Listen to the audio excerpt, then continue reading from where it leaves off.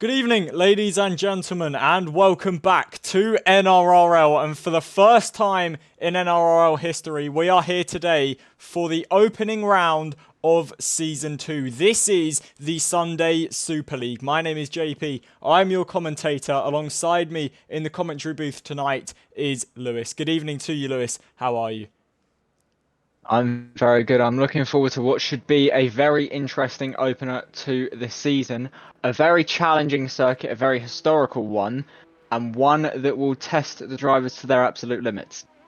Exactly that. Zandvoort, quite the legendary circuit, making its way back onto the calendar in 2021. But before that, in the 1980s, the 1970s, an iconic venue to come to, very, very close to the Dutch shores. Wind will play a factor in a race like this, and the Orange Army will be out in their masses cheering on the Red Bull entities, normally driven by one Max Verstappen. Gold Expert is the first man out on the track, and he will soak up that Red Bull applause as he is in the Red Bull tonight. And a lot of drivers here, some we haven't seen before, a lot reserving tonight as well. But one common goal: to win the season opener and kick off Season 2 with a show. Now, we know last season's champion was Sab Gaming. As far as I can see, he is not racing tonight. I don't think he's on my timing screens. And as Gold Expert now comes through this little sort of banked chicane, and you can see all of the orange shirts dotted around the track. This is really a proper festival atmosphere as we come to Zandvoort, and you can see them all lined up on the left as Gold Expert comes down towards turn 1 to begin the first flying lap of qualifying. Now, Lewis, I am going to throw this over to you. Obviously, we saw the end to the season in Miami last weekend, and what a great race it was. Now, obviously, we transition into Season 2. What are your expectations from all the drivers here tonight? Well, I would expect all of them are going to want to kick off the season really well. I think you look at the drivers that weren't in the title fight, but were definitely up there. So I think early you go towards Josh, who really did really well last week and won the race. He'll be looking to get himself into title contention, as will Mikey. I have no grip, who are both on good runs of form. Dan will be looking to make up for what happened in the final round. So I think we're setting ourselves up where there's really no clear favourite. Exactly that. It is going to be very, very close between all of these drivers. And like you mentioned, guys like Mikey, I Have No Grip, Fake Scouser, who was good in the F2 tier. We've then got people like Harry, who are quite new to the league and want to prove themselves. Quincy, also shown himself to be very, very quick. Rulder is also a very quick driver. Josh, Dan Lovett. So many drivers, and obviously this is Super League format for Season 2 on Sundays. We've transitioned into the Super League format as Harry takes provisional pole with a 10-3. The Super League format, different to the normal NRRL format, which is different to the IRL F1 format. But it'll be interesting to see how the drivers, especially the ones from last season, cope with the new Super League rules and the point system and whatnot. It's going to be interesting to see how everyone adapts, and especially at such an iconic venue. What a grid, what a venue, and what an event we have positioned for round 1. Absolutely. It is one of those circuits where it is a little bit divisive as to whether people like it or not. I think it's one of them ones where you either love it or you hate it. I would say I'm probably somewhere in the middle. I think it's a very, very thin circuit. I'm not too sure if they fit this generation of cars. Back in the 80s and 90s, I think absolutely it did. But it makes for a very interesting race because you see here how thin the circuit is. Very, very difficult to overtake. There's only really a few places. But one thing I really do like about this circuit is, given it is a very old and historic one, if you make a mistake here, you're going to get punished for it. You see all the gravel and the grass. There isn't an insane amount of runoff area like on most circuits where if you make a mistake, you can get away with it. Here, you may be able to get away with it, but you will be significantly worse off. I couldn't agree more. It is just such a traditional racing circuit instead of, the modernized for Formula One tracks and just in general racing tracks have a lot of runoff and whatnot. Here you see gravel, you see grass, and whereas runoff, you know, it is slower than the actual racing tarmac, you can still technically race on it. Whereas gravel and grass, if you even dip one wheel into those areas, that is your lap time done in qualifying, and that can be a big mistake come the race. Jamaican Jam goes P6 with a 1 minute 10.4, slots in just ahead of his Ferrari counterpart Dan Lovett. Matt Tudor is now currently on a lap, coming through the middle sector in the Sauber. And I think this is... It's always been a new ground, a season opener. You know, we don't know where many of the drivers are going to be. You know, with NRRL racing 7 days a week, there are a lot of drivers that race on multiple days, so we can take little bits of info from that, and obviously from last season as well. It's not like real F1 where, you know, the cars might change a bit and the order might change. The only difference is that Sundays are now equal performance as opposed to being realistic performance. So you would imagine, you know, people in the V-Carbs and the Alpines and the Saubers will be able to get more towards the front, because obviously of the equal performance, as Quincy now goes on to his lap in the Alpine.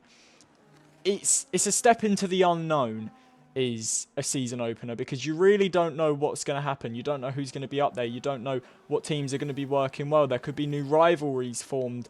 And as much as it's an adventure into the unknown, it is such an adrenaline rush for all of these drivers and for us watching at home, because you just don't know what's going to happen.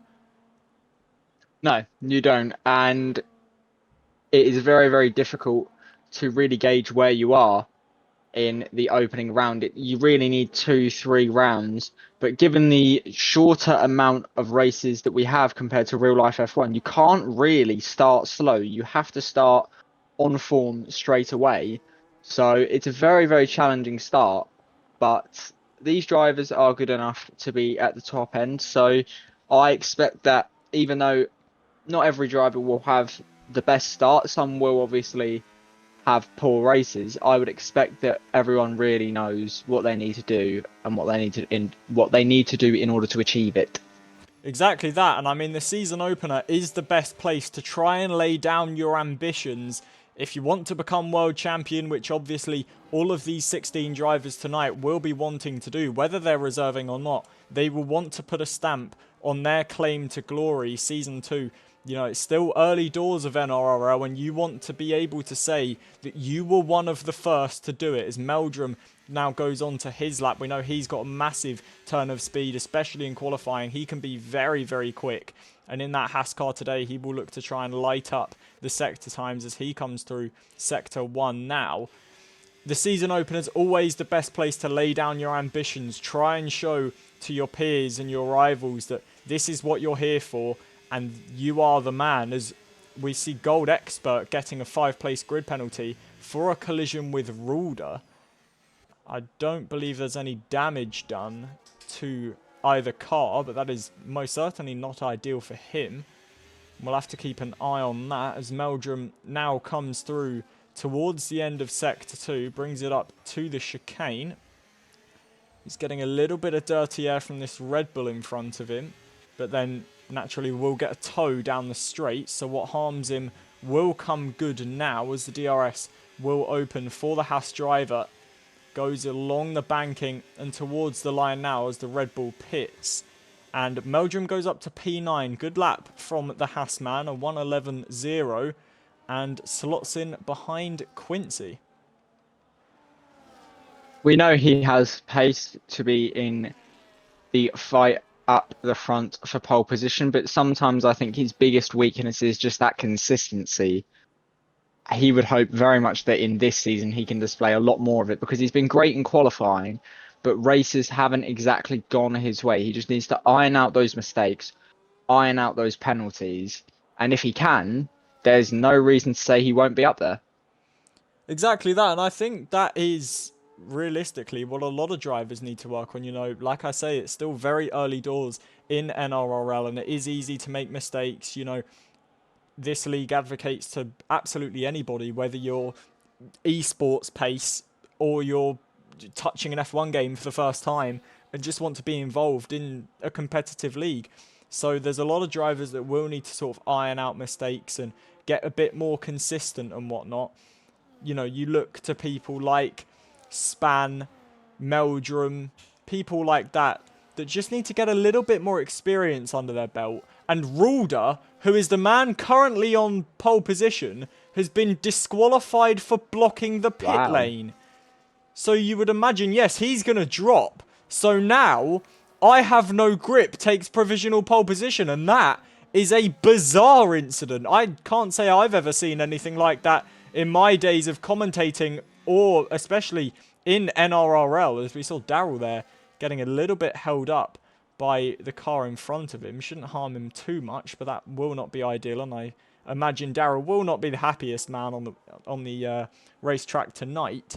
But Rulder, who we know is absolutely rapid, was on provisional pole by about 0.3 of a second, I believe it was, now disqualified, and at a track where it is quite hard to overtake, will start 16th.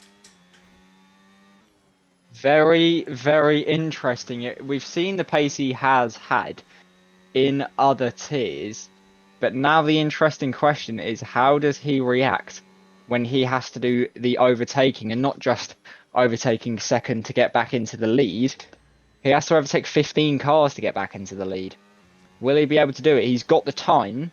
Will he have the pace?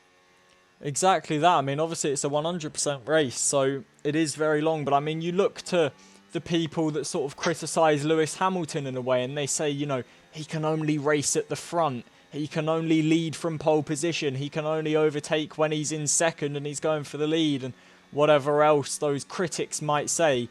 Well, Rulder needs to prove those critics wrong, because we've only ever seen him lead a race from pole position. So this is going to be a big test for him to prove it to himself that he can do it, and to prove to the fans at home that he isn't just a winner from pole position, that he can make these comeback drives. He'll have plenty of laps to do it. 72, I believe, he will have to try and do it. He's got strategy on his side as well. You know, you'd imagine, being one of the quickest drivers, he will also be one of the smartest drivers. But starting 16th at a track like Zandvoort, that is going to hurt. Very much so. As we said, it's a very, very thin and difficult circuit to overtake on. You can't really take risks around here with overtakes. And he will probably be forced into a world where he's going to have to, because how do you make it through without taking a risk with that many places to make up? It just, I don't know what to say. Incredible. And that's the thing, you know, it is a short calendar as well. It's only 8 races this season, so every point matters and every race counts. And being one of the quicker drivers, he will obviously be rooting for himself to go for a world championship. He will want to lay down that marker very early on. And starting 16th in the first Grand Prix, and I mean, nobody's going to start below him, whether they retire, whether they get disqualified themselves. He will guaranteed be starting P16. He's got to make moves. And especially, like we keep mentioning, at a track like Zandvoort, where it's very thin, it's very hard to overtake, there's not many overtaking opportunities, maybe only 3 or 4 around this iconic venue. It's going to be difficult for him, but he is going to need to take those risks, because yes, it's only round 1, but after this race, there's only 7 rounds, and then after that, there's only 6, and next thing you know, the championship's over. And, you know, you've seen it with Lewis Hamilton in Malaysia 2016. If that engine didn't blow up, he would have won the world title. With Rulder, could we be looking at this at the end of the season and saying, if he didn't get disqualified in Zandvoort, he would have been world champion? Very much so.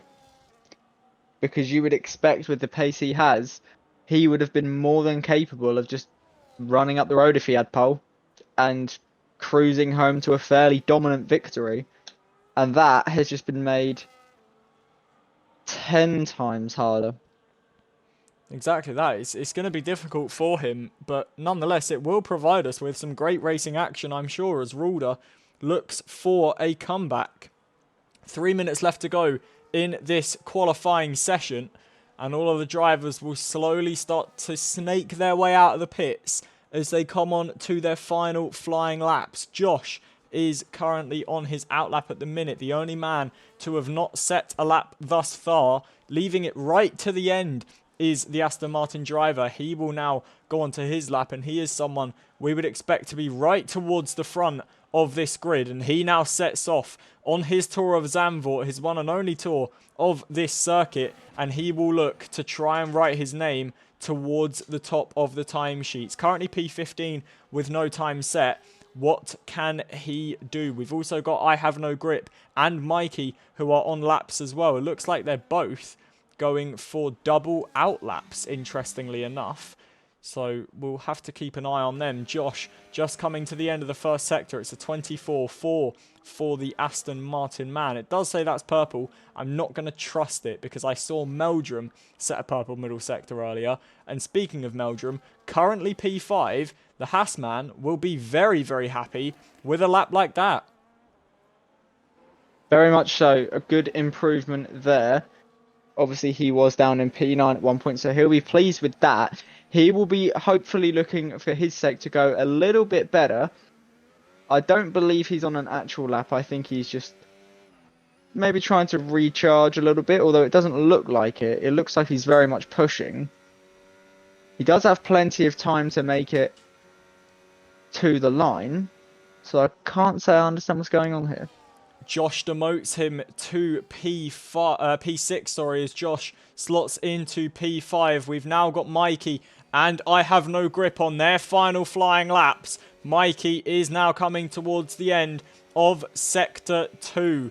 And it is a 48-5 split. He is 28 milliseconds up. Goes a little bit deep into the chicane though. Dips a wheel into the gravel. And will that have lost the McLaren driver time? It is I Have No Grip, who is actually right behind him on track. And surely will have seen that. There's a bit of front wing in the middle of the banking. Mikey backs off then. So I Have No Grip now coming to the line. Will it be an improvement for the Red Bull man? It will be by 28 milliseconds. He improves. Harry is 6 milliseconds up. Quincy is down on his lap, I believe. He might be going for another reconnaissance lap, although I don't believe he'll have time to complete one. So we'll now go on board with Harry, who is the man best placed to try and improve. I believe he is 17 milliseconds up on his lap as he now comes through the banking. Currently sat P5 as Fake Scouts has gone P3. Can Harry improve from 5th? He cannot. Lost time in the final sector, stays P5. Quincy, that will be his qualifying over. Fake Scouser with a great final lap, moves himself up into 3rd. Mikey comes into the pits, but for I Have No Grip, unless someone like Jamaican Jam or Dan Lovett can demote him, he is sitting pretty out in front. Brilliant lap from the Red Bull man, as now we see Jamaican Jam come through the middle sector, and through the final sector he comes now. He's actually going to get a little bit of a tow from his teammate, and Dan has backed out of his lap. So he is going to be giving Jamaican Jam a tow all the way down the main straight, and this could be crucial, although Dan has actually ducked out of the way. Jamaican Jam comes to the line, does not improve on his lap. I Have No Grip is on pole for the season opener in Zandvoort. Fantastic lap from him.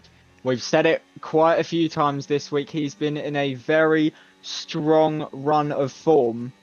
His first win at the start of the week, and he's been up there ever since. And he looks like an entirely new man, a little bit like Mikey did after a few of those victories he had. And he seems to have followed in the footsteps. And it just so happens that they're next to each other on the grid. So I'm sure they will be noticing that pattern. And now what happens when they battle against each other, this time for the race victory or potential race victory?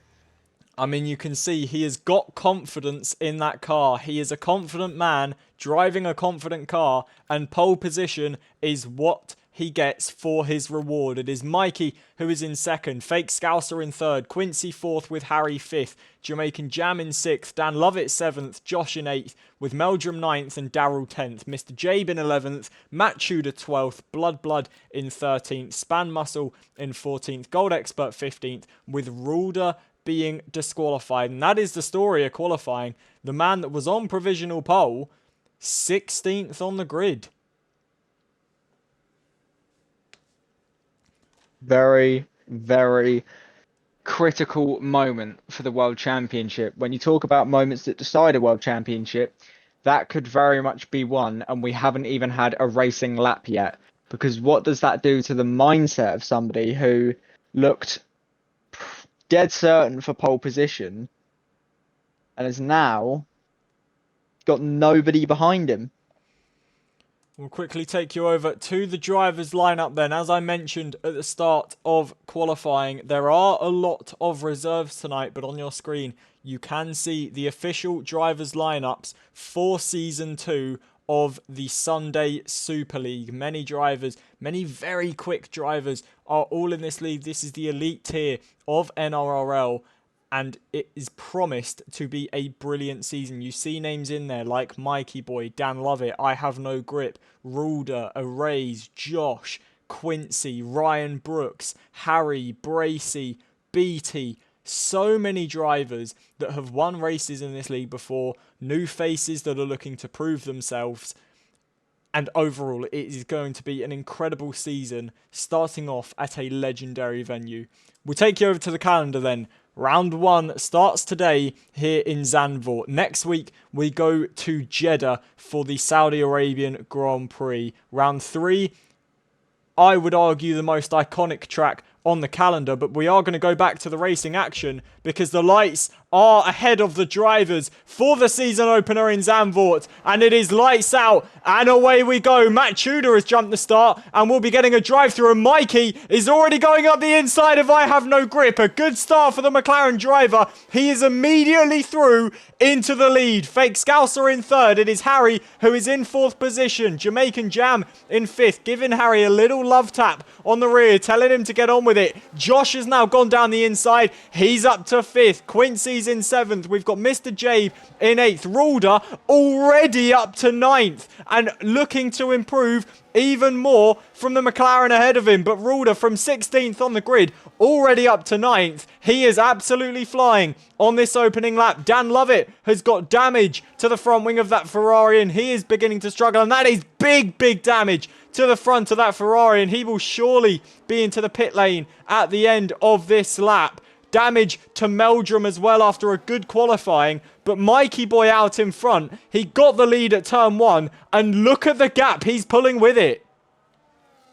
It was a very, very nervous start from I Have No Grip there. Very much seemed a little bit out of character for him. And Mikey saw that and thought, I'll take the lead then. Fantastic awareness. And you get the feeling I Have No Grip might be down from first to third in a minute.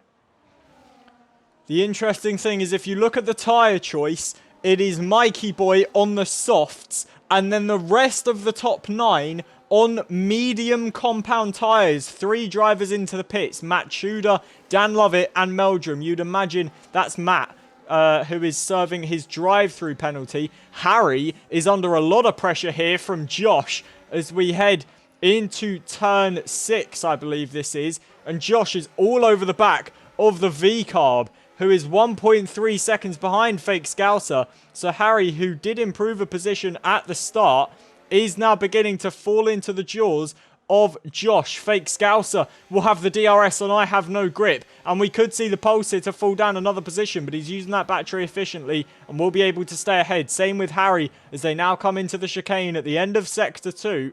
He manages to fend off his opponent for now 1.1 seconds, the gap between himself and Fake Scouser. So again, Josh will have the DRS, and this is going to be very, very close between them. Jamaican Jam is right at the back of that as well, and here goes Fake Scouser on I Have No Grip. That was an easy move down the main straight, and the Haas driver moves up into second place, and our pole sitter now down to third in just a handful of laps. Jamaican Jam and Josh battling away, and the Ferraris won out that fight. He's up into fifth. Harry, stark defense of that fourth position. He's managed to keep that and is now pressuring I Have No Grip. Harry has picked up damage somewhere, and I don't believe that was there beforehand. So maybe a little bit of contact at turn 1 between those 3 drivers, and Harry is starting to fall off the back of that again. I Have No Grip is beginning to fall off the back of the Haas. But out in front, Mikey on the soft compound tyres,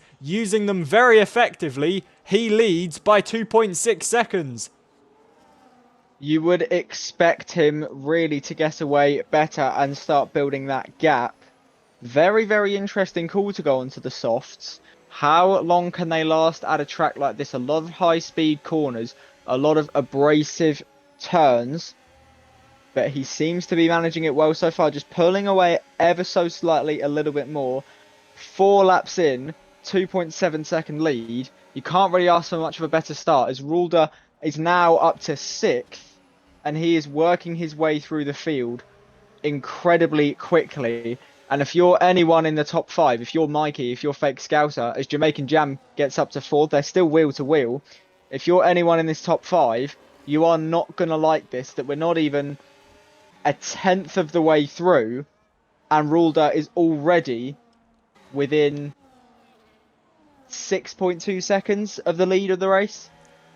What a battle that was between Harry and Jamaican Jam. The Ferrari driver switched out to the outside at the last second of turn 1 and wheel to wheel all the way through sector 1, and he has Harry's now got his man. Harry, I've mentioned, has damage. I saw that last lap. But the Ferrari driver battling away. Incredible stuff from the pair of them.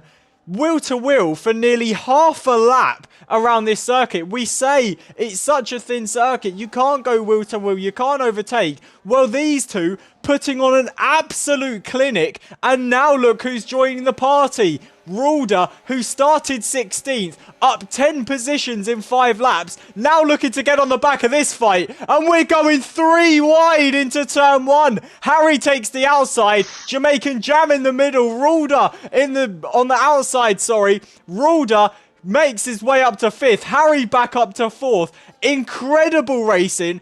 And all the way down, this battle goes down to 9th position. From 4th to 9th, Quincy manages to get his way past Josh.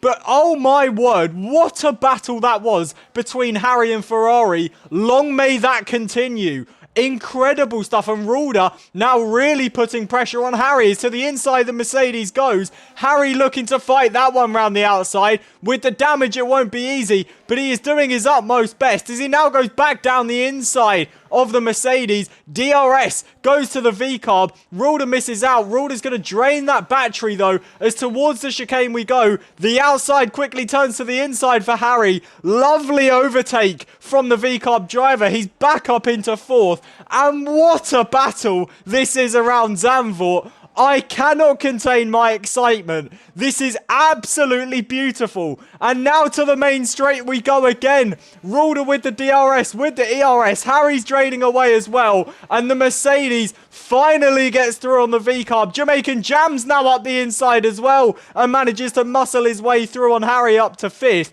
Harry's down to 6th. Loses a couple of positions in one corner. But what a show these drivers are putting on for us tonight. I was going to say, when they went 3 wide on the last lap, that was good racing IQ from Harry there to switch to the outside. Because of the banked corners, a lot of these overtakes are on the outside, the optimal line. But very, very strong performance from Rulder. 8.3 seconds off the lead now, so that did cost him 2 seconds. But at this rate, he could have this. He could be up there in less than 10 laps. He is absolutely flying, is the Mercedes man. He is making overtakes and he is making it work. From 16th on the grid, already up to 4th. We are only on lap 6, ladies and gentlemen. And Jamaican Jam is now pulling away from Harry. That damage just weighing the V-carb driver down a bit too much. Now Quincy is going to have a look on the man currently placed in 6th. Man in 7th, coming at him, to the inside he goes. That's an easy enough move for the Alpine. Is Josh going to try and get involved? Just a little bit too far back for him at this current moment. Harry down to 7th, and maybe it's time to come in and change that front wing because he has been putting on an absolute clinic. Has the V-carb driver. I think I might have desynced there as I saw him go into the gravel, but he glitches back on track and all is good for the V-carb man.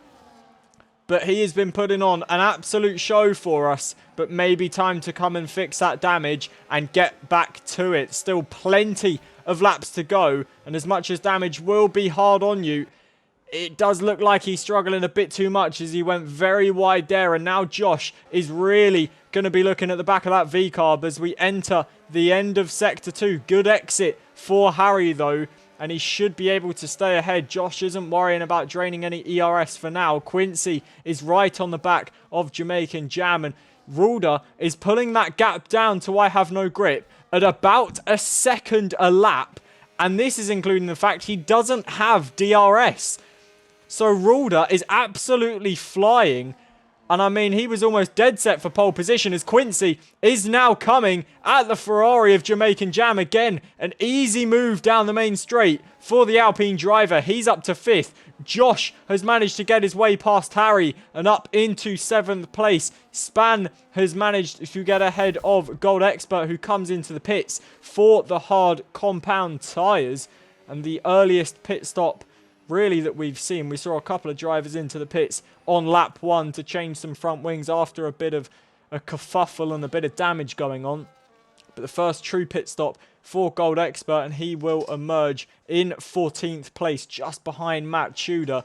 But out in front, 4 seconds the gap for Mikey on the soft compound tyres. When will he come into the pits? And Rulder now right on the back of I Have No Grip. He is driving an absolute spaceship out there today. Mercedes absolutely flying, and Rulder is already really well placed to try and take away the final podium position as we now get onto the main straight. It has only taken him 8 laps to get up to 4th. Well, it's only going to take him 8 laps to get up to 3rd as the DRS so effective around here, and Rulder moves himself onto the podium places. Incredible stuff. Harry and Josh are still going at it into turn 1. Round the outside goes the V-carb. Down the inside goes the Aston. They lock wheels for a moment and you get the feeling the Aston's always going to win out that fight, and he does. Harry looks to the outside once more. Nothing doing, and there is a lot of contact between them. Josh goes off the track and he's going to lose the position to Mr. Jabe as well, and Daryl is all over the back of this. Mr. Jabe looking towards the inside of Harry. Nothing doing up the inside there. Very difficult to make a move through there. Mr. Jabe looked at it, thought about it, just thought he'd try and live for another day, and that's exactly what he has done. And Harry is not giving anyone an inch. He is not giving up in this fight. Currently 7th place, but that damage is definitely harming him. Definitely, and here it goes. Jabe on Harry. Gets the move done. Harry is going to fight it. But as you have already said, I think it's got to be time to come in and change that wing, because you've clearly got pace. And at certain tracks, you can get away with having damage. But at a track like this, it is magnified so much how many problems you have. Jamaican Jam gets up into 5th. Here he goes then, round the outside into Tarzan. Can he get the move done? He can. Good Lovely. move. Lovely move there from Harry, and even with the damage, he is still putting on an overtaking clinic. And I really don't understand how to do it. Is now Jabe goes very, very wide, loses the position to Josh, just as Josh did a lap ago, and Daryl goes through as well on the hard compound tyres. He makes his way through and up into 9th, and the V-carbs helping each other. And a quick shout out to all the current followers. We've got Michael Riley and MN Connor following, and the follower goal has been reached, 100 followers. Thank you very much to absolutely everyone who has dropped a follow. Your support is incredibly valued, and evidently you guys are enjoying the racing action just as much as I am, as Josh now looking to the inside of the chicane. Nothing doing for the Aston Martin driver, and he will have to stick behind, but the overtaking will come thick and fast as now towards the final corner we go. Rulder. Through the banking. Rulder is now coming at Fake Scouser for 2nd place. To the inside of Tarzan he goes, and through he goes, and now 4.3 seconds the gap to Mikey out in the lead. Rulder absolutely flying. Josh now looks to the inside of turn 1 again. Harry's looking for the switchback. What a move this would be from the V-carb, and he's pulled it off. Even with damage, Harry is otherworldly at overtaking, and what a move that is. He saw Josh going in deep. He anticipated it. He let him through and cut back underneath. Clinical overtaking from Harry. He's back up to 7th. We've seen all race long the 11 laps in some very, very good racing IQ from the V-Carb. He's picked his moments for overtakes well. He hasn't had the ideal race, but he's showing he might not have the pace due to the damage, but he's definitely got the smarts, and he keeps hold of that 7th position. And Josh will be looking at this wondering, how do I get past? And his answer will be try and pass him here. He manages to get round the outside. He gets the move done. Harry will have DRS as Josh overtook him just before the activation. And here we go then. Is he going to go to the outside again? We say it's the optimal line. He does. His teammate in the V-Carb, Daryl, come in here. There is contact. They are round. Daryl loses position to Mr. Jabe, and Harry keeps hold of that 7th. Now, I'll ask you, Jack, what your opinions is on this, but personally, I don't think that should be looked at. For me, that's just hard racing, slight miscommunication. All 4 drivers have continued on.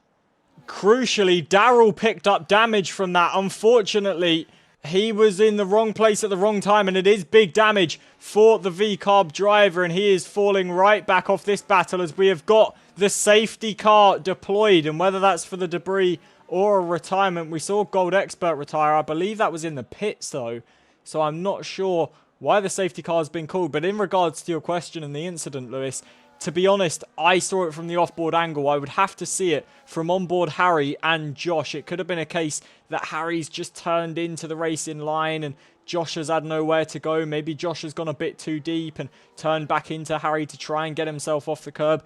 You just don't know with incidents like that. You need to see all the onboards. And as much as we try and make this as professional as possible, unfortunately, we don't have access to live replays. So we aren't going to be able to answer that question, but that does give me the opportunity to plug the TikTok. I know we are now streaming on TikTok, so if you are on TikTok, first of all, if you're not followed, what are you doing? Second of all race incidents and whatnot and coverage and plenty of stuff is posted on TikTok, so make sure you are following TikTok and Twitch, the only 2 places that you can watch NRRL live. Harry comes into the pits to change that front wing. Jamaican Jam and Quincy stay out under the safety car and take first and second. Mikey Boy will come out in third on the hard compound tyres. Ruder and Fake Scouser go onto the soft compound tyres. Daryl has stayed out with that front wing damage, and I wonder if that's because he saw Harry come in, because as much as I'm quite confident in my racing abilities, if I had damage like that, I think I'd be on the phone to Mark begging him to get me a front wing ready. I would be too. I think now that you have got this safety car, it's the easy thing to do, but it's the smart thing to do in my opinion. Get that wing off, get the new one on, and get back to being fairly even with the rest of the drivers now that you have no damage, and start fighting again, because it looked like he was struggling at certain points.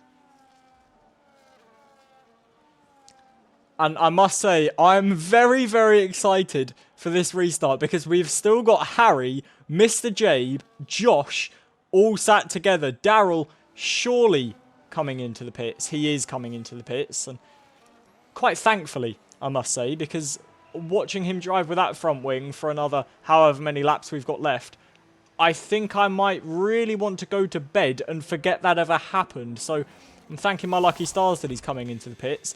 But those 3 drivers, Josh, Jabe and Harry, all together, they have been putting on a battle for the ages.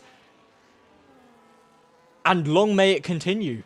3 of them together again, and we can only hope this continues for the rest of the race, because they have been putting on an incredible, incredible race for us. Ruder is incredibly well placed on the soft compound tyres, currently in 4th position. He's got Mikey ahead of him, who is on the hards. You've then got Jamaican Jam and Quincy, who haven't pitted, so I doubt they'll put up too much of a fight to the likes of Mikey, Ruder, Fake Scouser.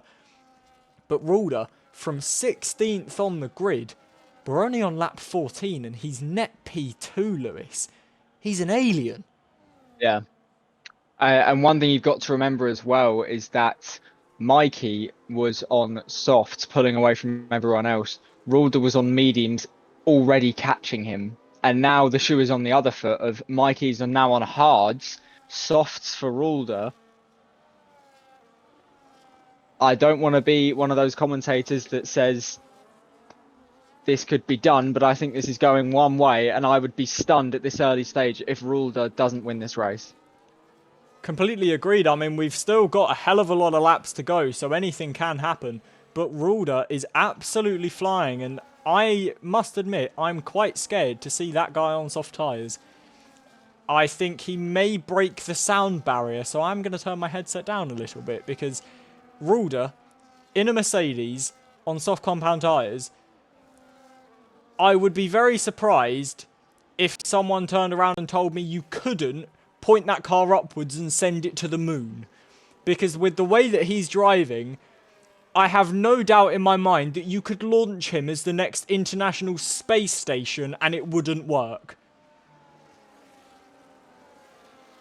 I think you're right there. He's been showing some incredible pace. And I thought he would get up to the top parts of the grid. I know we didn't do predictions for the race after qualifying. I thought he would be around the top 4. I didn't think he'd get through this quickly. I thought he'd be up to probably about 8th or 9th now. And he was up to that after what? 1 corner? 10 seconds? Well, yeah, Fantastic. I mean, Rulder was quite literally P9. I think it was about halfway through lap 1.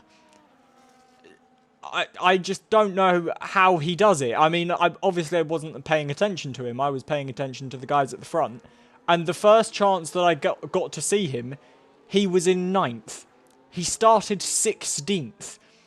So how he managed to do that, I could not even fathom. And even if I watched it back, I'd probably tell you something like, check the man's PC. Because I've never seen anything like it in my life. The safety car peeling away and towards the pit lane then, and Quincy will negotiate the start. We've got a few comments in the Twitch chat. I'm not going to repeat the one that I've just seen, and I will politely ask all viewers to keep... If you have nothing good to say, don't say it at all. Let me put it like that. But the safety car is in then, and on to lap 16 we go. And it is a good restart from Jamaican Jam and Mikey Boy, who is right on the back of the Ferrari. Darrell has made his way up into 10th and now is right behind his VCarb teammate. And Mikey is looking to get on with this. He knows the threat of Rulder in behind and wants to put a few cars in between himself and the Mercedes. As we look back now, we can see that battle already starting to form between Josh, Mr. Jabe, Harry, Darrell, who is right on the back of his VCarb teammate, almost pushing him through these corners, telling him, get on with it, we've got a race to fight for here. And Harry will be looking to improve from P9 currently, and almost nearly brake testing his teammate there was Harry. I don't know what was going on there, but that was very, very close. As it still says to me that we've got a yellow flag in Sector 1 and 3. I can assure you that is not the case. And Darrell is going down the inside of his teammate. Puts 2 wheels onto the gravel in doing so, but does get through on the medium compound tyres. Darrell not looking to waste any time in this Grand Prix. As we now go to the main straight then. And Rulder is very, very close to the back of the McLaren. He pulls out of the slipstream. And towards the inside we go with the Mercedes. This is for the net race lead. To the inside he goes, to the outside goes the McLaren. There is a little touch of contact between them, and they are still wheel to wheel out of turn 1. Mikey manages to hold on to the position, but the fight has begun between the 2 net race leaders, and Fake Scouser is right on the back of this. Never the slouch has Fake Scouser been, and he will take any opportunity that he is given.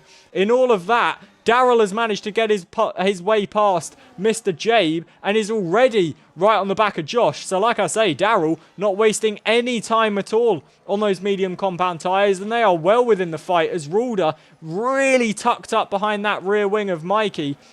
3rd and 4th position, they are both currently in, and here goes Rulder again, and he is very, very quick down this straight. They are wheel to wheel once more, braking very late is the Mercedes. The McLaren hanging it around the outside, which now turns to the inside, but not enough doing for him, and surely won't be able to hold on. Rulder makes his way up into the net lead of the Grand Prix, and it only took him 17 laps from the back of the grid. And you would expect that these two will be sitting ducks in front. Quincy and Jamaican Jam, who are very, very quick, but you would expect with the pace Rulder has shown that it shouldn't be too long until he will get past them.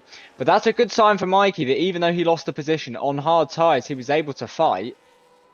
He should be fairly happy with that, although he has lost position to Fake Scouser, as we say. But this is the really tricky part of the track for Rulder, just being stuck behind, no real place to overtake. And this is allowing Fake Scouser back into the action. And there is just no way through at the minute. He will have DRS, so you'd expect that Quincy will be in the dust soon. Although he's had a great exit there and has managed to keep in front. But this very much feels like when rather than if. So here we go again then. DRS through the banking. Kept on the line as you want. ERS being drained, DRS wide open. Quincy going for the lead on Jamaican Jam. Down the inside. They're still wheel to wheel. Rulder on the back of this. Quincy edges in front and gets the position. Rulder looking for any gap. Although, right round the outside, Fake Scouser. And there is contact. They're almost onto the grass. And Rulder just keeps the position. I must say, that is very, very smart from Quincy. He saw the threat from Rulder behind and thought, screw this. I'm overtaking Jamaican Jam. You can deal with him. And very smart racing. He was still in the DRS. He knew he'd be able to fight him in a straight line. The soft tyres will obviously provide the grip through the corners. As Rulder now coming at Jamaican Jam, but I must say, that looked a little bit over the limit from Rulder in that fight with Fake Scouser. He was so focused on the cars ahead, didn't expect the Haas to go round the outside and almost gave him a shove of, hey, I'm the one battling for the lead here. You sit behind and you watch how it's done. But no damage done to either driver. And here comes Rulder then towards the inside of turn one. But Jamaican Jam is doing exactly what Quincy did. They're 3 wide into turn one. Quincy has to back out. Now looks for the switchback. Rulder's still on the inside of Jamaican Jam. He gets the move done on Quincy. But the Ferrari, very smart driving, retains the lead of the Grand Prix. So the two guys that are on the older tyres, who you would expect to not be able to fight, I think that fight will have to end now though, as Rulder has made his way through into the lead of the Grand Prix. And the two drivers who are on 19 lap old mediums, Jamaican Jam and Quincy, racing very, very smartly, doing absolutely everything they could. But eventually, Rulder was going to get past. And on lap 20, that time is now. Very much so. Incredible driving so far. But he has to be careful. He's very much got the pace to win this race. But he cannot get overzealous and start just allowing small mistakes to creep in. You cannot get complacent. If he does, this circuit will remind him that if you make a mistake, you will get punished. But he will be looking at that, thinking that has made up for what happened in qualifying. And you see already a second pulled away on second place. And you get the feeling that this might be the last time we're going to be talking about Rulder in a battle for quite a while. Daryl is currently in 6th place on the medium tyres and is right behind this fight for 2nd place. Mikey currently in 5th position on the hard compound tyres. You've then got Fake Scouser.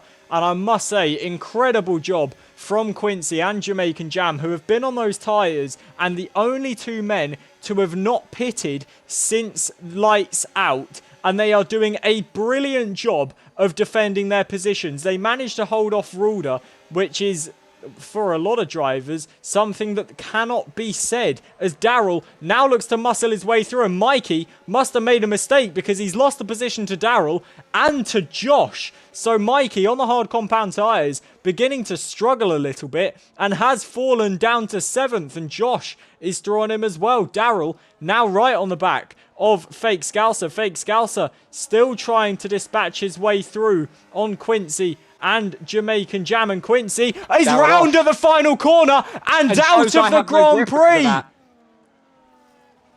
I have no grip as well. Caught the end of that, maybe got a little bit confused and spun off. He is back on the track, but that could have gotten a lot worse. Luckily, I say luckily, thankfully only one driver is out of the race, because that could have been 3-4 more. But that is heartbreak for Quincy, who had a lot of pace, but sadly it will be no points. And I mean, you could see that was going to happen. Those tyres were old, and applying the overtake through the banking, a lot of people said it was controversial for them to allow DRS through that banking, just simply for the threat of a crash like that. And applying the overtake button was Quincy, and the car went round, and there's nothing you can do there. The walls are so close to the track, and one little mistake and you are round, and that is exactly what has happened. So Rulder leads then from Fake Scouser. Just at the last moment, Jamaican Jam was able to spot that crash and get into the pit lane for a fresh set of hard compound tyres. Josh moves up into 3rd with Mikey in 4th. Harry is in 5th position, and I do wonder, 9 laps on those soft compound tyres, will Rulder and Fake Scouser think about pitting? They would certainly consider it, whether they will or not. Rulder doesn't. Fake Scouser does. So Haas coming out into the pit lane then to service a change for their front runner. That will promote Josh up into 2nd, Mikey into 3rd, and Harry into 4th. Mr. Jabe in 5th in what is currently a great day for McLaren, 3rd and 5th currently. And we know that people like Darrell, like Fake Scouser, Jamaican Jam will make their way back through the grid. But McLaren having a lovely day out in Zandvoort. Thus far, Harry, with a brilliant drive from the V-Card man so far, has been battling along all the way, now in 4th position, and he is looking to stamp his claim on a Rookie World Championship. We've seen him race last week in the season finale. It was a bit of heartbreak there as he had a DNF, but coming to the season opener, he will look to try and write his name as one of the guys that we should be watching. Mikey, we know, is absolutely rapid and is on course to win the Formula 2 Championship on Saturdays. Has a massive lead over Dan Lovett in that title race. He will be looking to prove he can do it in Formula 1 machinery as well. Josh, I almost want to say Josh is the bridesmaid that never became the bride. He's won races here and there. He's shown he is so quick, but has never really been in a championship fight. Is this the season we see him come alive? And then Rulder, almost the man that cannot be denied. You disqualify him from qualifying, he'll still take the lead in 14 laps. You put him on pole, he'll run away with it. Rulder is absolutely rapid, and he will not let anything stand between him and a first world championship. Mercedes not having won a championship since 2021, a driver's championship since 2020, and they are looking to return to the lofty heights of Formula 1, and Rulder is the man that will try and carry them to that. And you would very much back the idea that he could, because what basis would show you that he isn't? He very much has the potential to be this champion for the Sunday tier, and you can see he very much wants it. But it isn't just decided on one race, it's decided on plenty of others, and he will have to show this pace at largely every single race if he wants to be champion. Exactly that. As quick as he is, there is a whole heap of drivers behind who will be looking to pounce on any sort of mistake that the Mercedes driver makes. So he has not got it easy by any means. You can be as quick as you want, but if you aren't smart and you aren't calculated, you are leaving yourself vulnerable. And while we haven't seen any mistakes from Rulder thus far, anything can happen in Formula 1. Lap 24 of 72. We are under the safety car after Quincy had a very scary crash out of the final corner.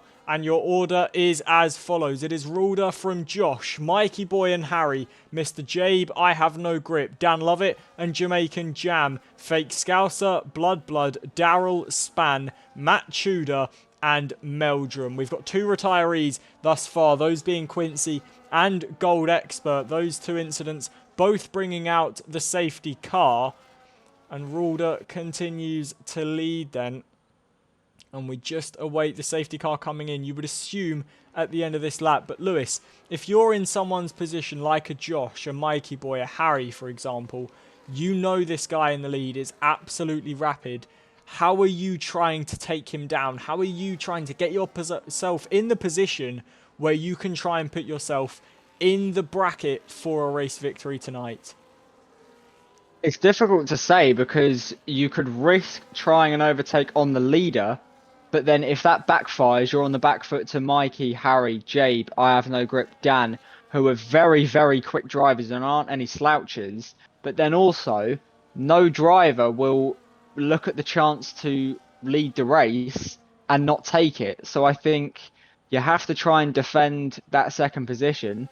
And if a chance opens up to try and take the lead, you have to take it. But I wouldn't say I would say never say never, but don't hold your breath. Completely agreed. You know, while you want to be an optimist and you want to think, oh, he'll make a mistake, or oh, I'm quicker, I'll be able to get past. There is a sense of realism to racing where you have to be honest to yourself.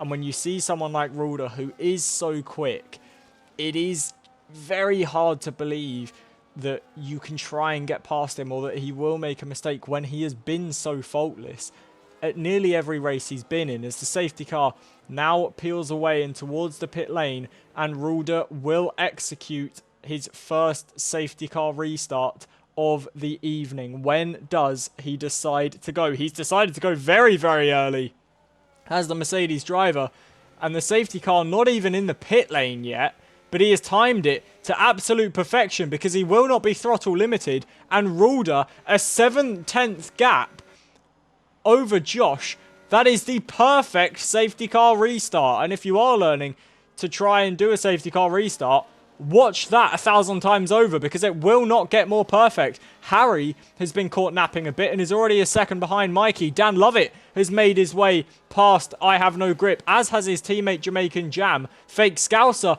also getting through on I Have No Grip, so I Have No Grip really struggling on those 13 lap old hard tyres. Harry now 1.4 seconds behind Mikey, really struggling for pace. 1.1 seconds is the gap between the leader and second place. Mikey already on the back of Josh, and Mr. Jabe all over the back of Harry. Dan Lovett also involved in that fight with his teammate Jamaican Jam. Daryl manages to get his way through on the Aston Martin of Blood 74 and up into 10th position. I Have No Grip just holding on to the back of Fake Scouser, who's on the back of the Ferrari into team fight. But as we go towards lap 27 now, Rulder already 2.4 seconds clear. He is waving goodbye to the rest of the grid, and Mikey round the outside of Josh up into second place. So Mikey, who has led this race for a long, long time in the first stint, he wants to try and prove that he can get on the back of the Mercedes and win this one himself. Harry is bringing the gap down between himself and Josh. Now just under a second is that gap. Mr. Jabe sticking to him quite nicely. Dan Lovett and Jamaican Jam very close together. But Rulder, with the perfect safety car restart, he's getting on with this one, isn't he, Lewis? Absolutely. Exactly what he needed to do. Build up that gap so that eventually when you have to pit, which will be a lot earlier than the runners on the hard tyres, you have enough of a gap to where coming back through the field shouldn't be as tricky if it's even needed. It's a very smart idea. Dan Lovett looking towards the inside, which will now become the outside on Mr. Jabe. The move is done before the corner comes, and Dan Lovett moves himself up into 5th position and will now try and decrease that gap between himself and Harry. Josh is looking to regain that 2nd place that was stripped away from him by Mikey last lap. He is gaining on the McLaren, and to turn 1 we go then. Is there going to be a gap that opens up for the Aston Martin driver? Unfortunately not. Jamaican Jam gaining a couple of places in one corner, and this is a 4-car battle here as we see Fake Scouser now to the outside of Mr. Jabe. Mr. Jabe has about half a car length ahead and manages to keep the position, but Jamaican Jam manages to force his way through, and we've got another safety car as Span is out at turn 1. And it looked quite a distance from the track on the track map. I could see it. That very much looked like what would in real life be a brake failure. Obviously, they are not possible in the game. So I do wonder what's happened there. Has he maybe had a disconnect or something? Very difficult to tell. What is interesting is that gap at the safety, when the safety car was called, 6.8 seconds between Ruder and Mikey. He was pulling out something stupid like 3 seconds a lap on Mikey. And I mean, we know Mikey is no slouch at all, but 3 seconds a lap? What is going on in that Mercedes cockpit? And he's still not pitting either. 15 laps on soft compound tyres. Why would he need to? He didn't even think about coming into the pits. Why would he need to? If there's the old saying, if it ain't broke, don't fix it. And right now, those tyres are working exactly how he wants. He may as well get all the tyre life in the world out while he can, and then pit when it's needed. Because realistically, we've seen how easy it was for him to overtake. I don't think unless he gets a puncture and makes a mistake and runs wide, he can do practically anything he needs to. And that is the thing, when you have such a large gap, you really can just do whatever you want, but these safety cars will be annoying him because, I mean, 3 seconds a lap quicker than the driver behind you, you would just want to disappear and get on with your own race, as much as it might be boring. We're only on lap 29 of 72. We've still got another, 43 laps of this Grand Prix. We're not nearly at half race distance. Ruder would just want to get on with this. Yeah, very much so. He will just want to extend that lead as much as he can and get this night over and done with. It all looked so bad after qualifying, but it took him, 14 laps to take the lead? Yeah. Fantastic. The Mercedes absolutely flying. And for Josh, that will be a blessing in disguise, as he looked to regain the position on Mikey. Harry up to 4th. Jamaican Jam will be happy to have a little bit of a reset. And on the 7-lap-old hard compound tyres, he's now got 3 drivers ahead of him that are on 16-lap-old hards. He will be looking to gain a hell of a lot of positions and maybe even promote himself up to 2nd place and try and give Ruder a fight. We've then got Scouser, Darrell, Matt Tudor, I Have No Grip and Blood all on fresh tyres. The latter both coming in for a pit stop under this safety car. But it's really hard to tell what's going to happen now, because it's very easy to say, Ruder's just going to run away with this one and that'll be that. But 17-lap-old soft compound tyres, surely they can't be in good nick. They can, if he hasn't put too much into them. But it's difficult to tell. He's been pushing, but how much? How are the tyres? It's going to be difficult to see how this race pans out. And like I mentioned, Lewis, we're not even at half race distance yet. And what incredible action we have had so far. And long may it continue, because this race, I'm sure at the end of the 72 laps, I'll be saying I'd like another 72 laps. Because thus far, in the 30 laps we've had, it has been absolutely incredible. And the safety car is to be in this lap. So, Lewis, take us through the safety car restart. Well, if you're Rulda, I mean, you become the defender, you know, you can do you want. And to be fair, he could go now, and I think he would be fine. So he doesn't really have that threat. Obviously, Mikey could get a very good start, but how many? That would be the interesting thing, actually. We talk about Rulda's tyres. If Mikey gets in front of him and keeps him behind in the dirty air during that first sector, how long will it be? And Rulda decides he goes now on the banking. ERS put to the floor. 7/10 the gap. Although on the main straight, largely the same in pace. Mikey gaining a little bit. Lock up, I believe, from Rulda. But so far, so good. 18 laps on soft tyres. And you would expect that they can't be in too good condition. Although if you go on the onboard, they don't look awful, do they? I'll tell you who didn't really have a good safety car restart. Josh. Through the banking, he had a massive snap, and if overtaking was allowed, Harry would have had him into turn 1. He tried to make the move to the V-carb driver, nothing doing for him, but Josh really did not have a good restart, and like I say, if overtaking was allowed through that banking, Harry would have had him easily, as would Jamaican Jam.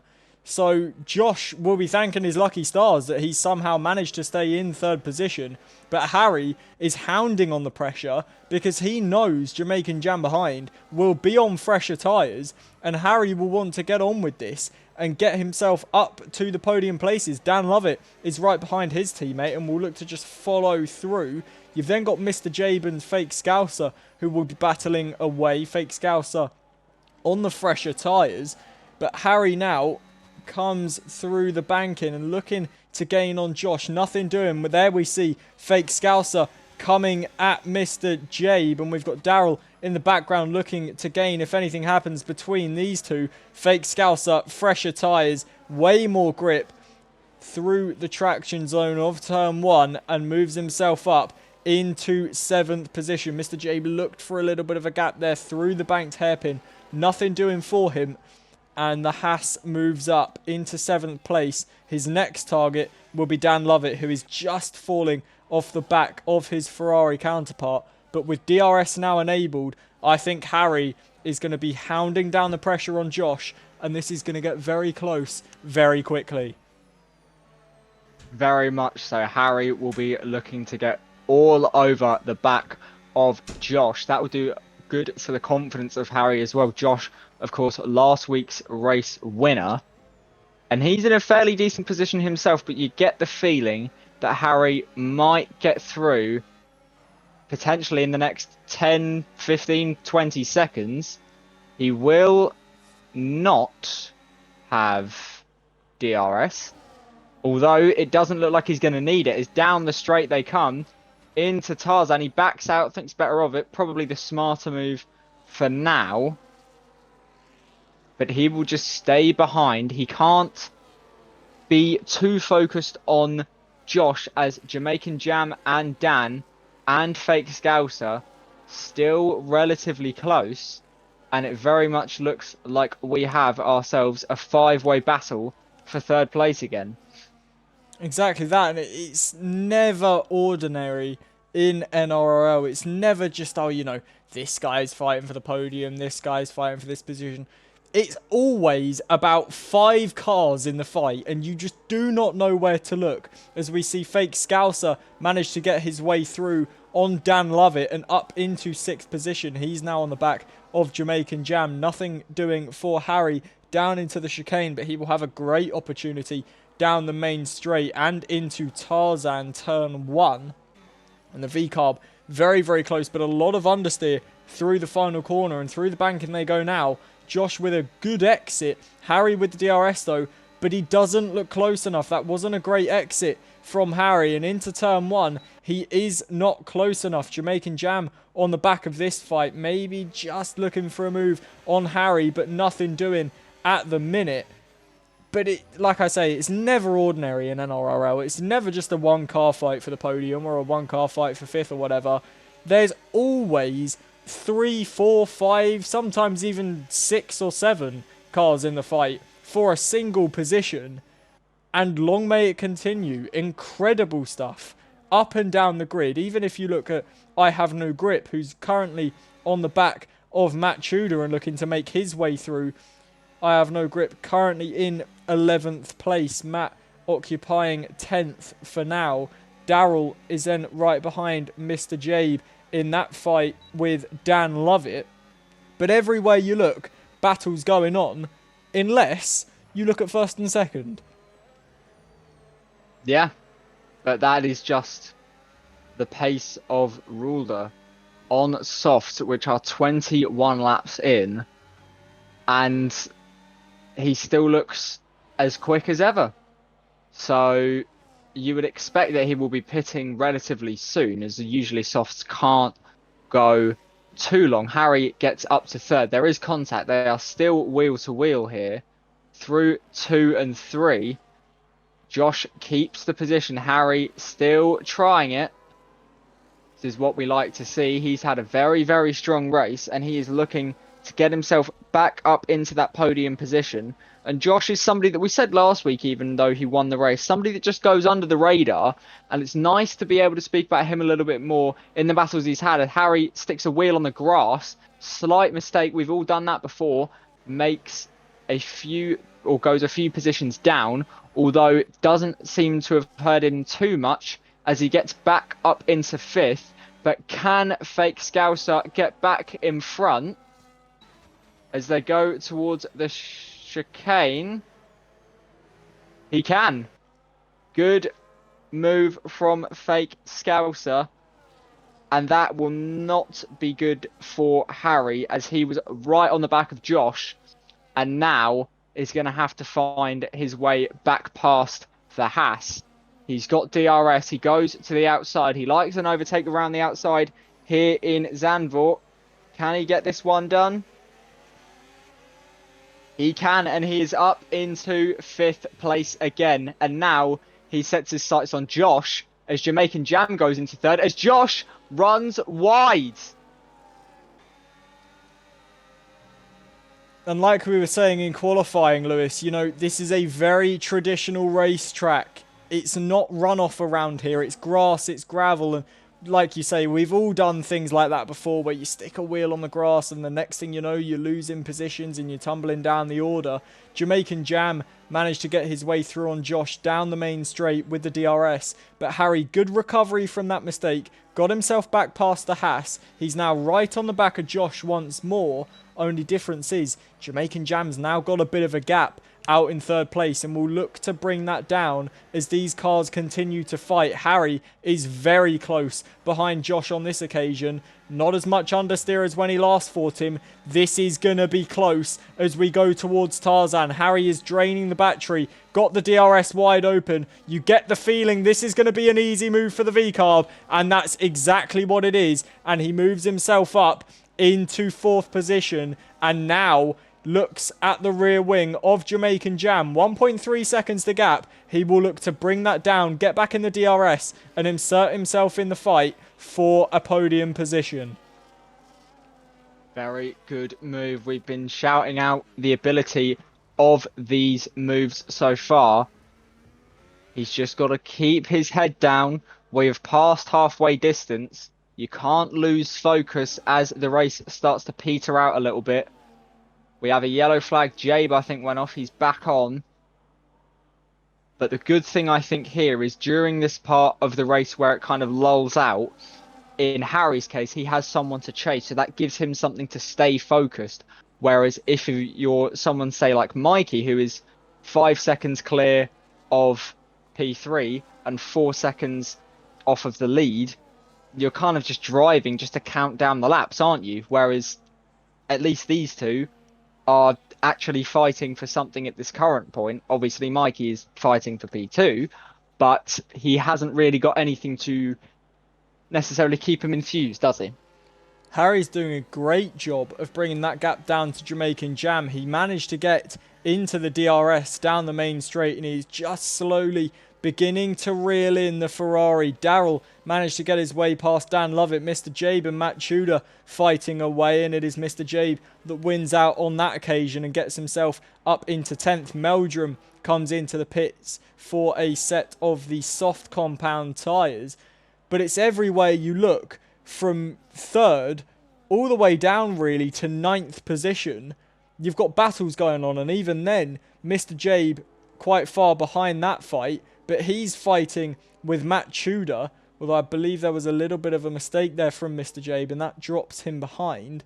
But you just don't know where to look in a fight like this, because everywhere you go, every driver you spectate, there's some sort of battle going on, and you just want to keep your eyes on it. Exactly. And it's a fantastic advertisement, as we say quite often, that, 16 drivers here, if you're watching this and you're thinking, I'd like a go, come and find us. Exactly that. You can find us on TikTok, Instagram, obviously live today on TikTok and Twitch. If you aren't following, do drop a follow down below. We bring you 7 days of racing action. As wide there goes Josh. He dipped a wheel onto the gravel and just couldn't slow it down, and that allows Fake Scouser and Darrell through, and Dan Lovett now right on the back of the Aston Martin. And if you're a driver that thinks that you can capitalise on mistakes like that, like I was saying, live on TikTok, live on Twitch, you can find us on Discord as well. Get yourself involved in the action. Always seats available in NRRL. 7 days of racing action. You can get yourself involved. Do not be shy. Get in on the action while you still can. Harry is really bringing that gap down now between himself and Jamaican Jam. And Harry, who is a rookie on Sundays, he raced last week in the season finale as a reserve. It was a poor race for Harry, and he ended up DNFing, but he is looking to right that wrong and try and stand on the podium this evening. And to the inside of Tarzan he goes, just not late enough on the brakes, not able to get through, but he is performing brilliantly tonight. We saw him battling hard, and then he picked up some damage, still somehow managed to battle away, came into the pits, and since he bolted on a new front wing, he has been absolutely electric in this Grand Prix. Currently sat P4, hounding down the podium places. Very, very strong performance. This is what we have come to see, me and you especially. And if he can bring the pace we know he has, he is a serious contender at the top of the field. And you very much get the feeling that he knows that. He's going to have DRS here, as we say. Isn't using overtake probably the smart move. He will be waiting for his chance down the main straight, the easiest place to complete an overtake. And there is 7 tenths separating them. What will that gap be? Could it be the other way round after we get down that main straight? Here we go then. DRS, ERS towards turn 1. Doesn't go for the move. Again, the smart option, too far back. You're just risking or practically guaranteeing a crash there. And he lives to fight for another 31 laps. And I must say, a bit of a personal story, but I got Harry into league racing. It was F1 2021, and let's just say Harry wasn't the most experienced driver. I remember him in his first Grand Prix crossing the line backwards. So to see him go from that to be racing like this, 28 lap old hards, and gaining on a driver on 10 lap fresher tyres, fighting for a podium in his first race in a full season, I am beyond proud. And I just can't believe it. I mean, me and Harry, we've had our battles on track, and we've had our come-ins together, and we've had brilliant battles, and you know, for 3-4 years we have raced together, and to see him performing so well, it puts a real smile on my face, and he is really in the thick of it. And you look at the guys like Fake Scouser, Darrell, Josh, Dan Lovett, I Have No Grip, Jamaican Jam, Harry. They are putting on a racing classic for us tonight. And I must say, lap 42 of 72, we've still got 30 laps to go. This has been one of my favourite races to commentate on in NRRL history. This has been absolutely brilliant, up and down the grid. Incredible action from lap 1 to lap 42, and with 30 laps to go, there is no sign of that changing from any of these drivers. Beautiful driving from every single one of them. I absolutely agree with you. I think everyone here has had an incredible race so far. Lots of action, and we've been looking at this battle between the Ferrari and the V-Carb. I think there might be a space for one more constructor and two more drivers to add to that, as add Haas and Harry's teammate Darrell to this. Very much seems like both V-Carbs giving pressure here. Will he be able to go for it again? Covers off the outside, does Jamaican Jam. Keeps hold of that third place.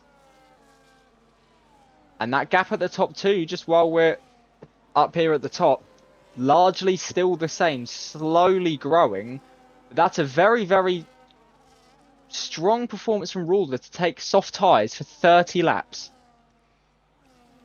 And I must say, what I really do respect about all these drivers, even people like Meldrum and Blood that are currently fighting over, 13th place here, the mental toll that a race like this can take on you, especially for drivers like Jamaican Jam, Harry, Fake Scouser, Darrell, Josh, Dan Lovett, I Have No Grip, who have been in a battle since the word go. We are now 43 laps into this Grand Prix, and all of them remaining so composed, so fresh, and still managing to battle away after 44 laps of this Grand Prix.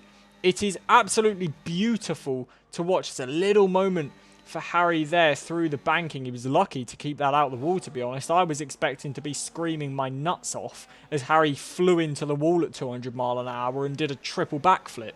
But good composure from him to be able to save that moment and live to fight another day.